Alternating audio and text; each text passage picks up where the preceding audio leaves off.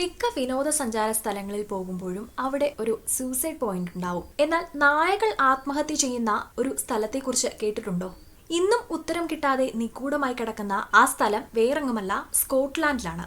സ്കോട്ട്ലാൻഡിലെ west ഡൺബാർഡോൺഷെയറിൽ മനുഷ്യർ മാത്രമല്ല നായകളും ആത്മഹത്യ ചെയ്യാറുണ്ടത്രേ. സ്കോട്ട്ലാൻഡിലെ വെസ്റ്റ് ഡൺബാർഡോൺഷെയർ മേഖലയിലാണ് കുപ്രസിദ്ധമായ ഒരു പാലമുള്ളത്. 1950 ശേഷം മാത്രം ഈ പാലത്തിന് താഴെയുള്ള കൊക്കയിലേക്ക് ഏതാണ്ട് 700ഓളം നായ്ക്കളാണ് ചാടിയിട്ടുള്ളത്. ഇതിൽ 50ലേറെ നായ്ക്കൾ മരണത്തിന് കീഴടങ്ങി. 600ലേറെ നായ്ക്കൾ പരുക്കുകളോടെ രക്ഷപ്പെട്ടു. പക്ഷേ അപ്പോഴും ചോദ്യമുയരുന്നത്, എന്തുകൊണ്ട് നായ്ക്കൾ മാത്രം ഈ പാലത്തിന് മുകളിലെത്തുമ്പോൾ താഴേക്ക് ചാടുന്നു എന്നതാണ്. അതിനാലാണ് പാലത്തിന് ഡോഗ് സൂസൈഡ് ബ്രിഡ്ജ് അഥവാ നായ്ക്കളുടെ ആത്മഹത്യാ പാലം എന്ന പേര് ലഭിച്ചത്.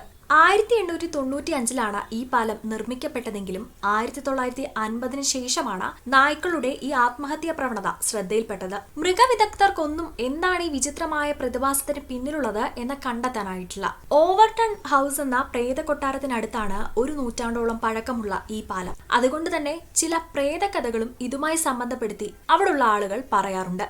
അങ്ങനെ പറയാറുള്ള ഒരു കഥയാണ്, ഓവർടൺ ഹൗസിലെ ഒരു സ്ത്രീയുടെ ആത്മാവാണ് നായ്ക്കളെ താഴേക്ക് ചാടാൻ പ്രേരിപ്പിക്കുന്നത് എന്നാണ് പറയപ്പെടുന്നത്. ഏതാണ്ട് 500ലേറെ വർഷം മുൻപ് ജീവിച്ചിരുന്ന ഇവർ പ്രിയപ്പെട്ട നായ ചത്തുപോയതിന്റെ പേരിൽ വിഷാദം മൂലം ആത്മഹത്യ ചെയ്തു എന്നാണ് വിശ്വാസം. എന്നാൽ ഇതിന് ശരിക്കുമുള്ള കാരണമായി പറയപ്പെടുന്നത്, പാലത്തിന് താഴെയുള്ള മലയിടുക്കിൽ നിന്നുള്ള മണം നായ്ക്കളെ ആകർഷിക്കുന്ന ഒന്നാണ്. ഈ മണം മൂക്കിലേക്ക് എത്തുന്നതോടെ ആകാംക്ഷയോ ആകർഷണമോ നിയന്ത്രിക്കാൻ കഴിയാതെ നായ്ക്കൾ എടുത്തു ചാടുകയാണ് ചെയ്യുന്നതെന്നും പറയപ്പെടുന്നുണ്ട്. നീർനായ ഇനത്തിൽപ്പെട്ട മിക്ക് എന്ന ജീവിയുടെ മണമാണിതെന്നും പൊതുവെ വിശ്വസിക്കുന്നുണ്ട്. എത്ര ശക്തമായ മണമായാലും ഒരു നായ 15 മീറ്റർ ആഴത്തിലേക്ക് എടുത്തു ചാടാൻ തയ്യാറാകില്ല എന്നാണ് വിദഗ്ധർ അഭിപ്രായപ്പെടുന്നത്. ഏതായാലും ആ പാലത്തിൽ എത്തുമ്പോൾ നായ്ക്കൾ എന്തുകൊണ്ടാണ് താഴേക്ക് ചാടുന്നത് എന്നുള്ളതിനുള്ള വ്യക്തമായ ഒരു കാരണം ഇതുവരെ കണ്ടെത്താൻ സാധിച്ചിട്ടില്ല.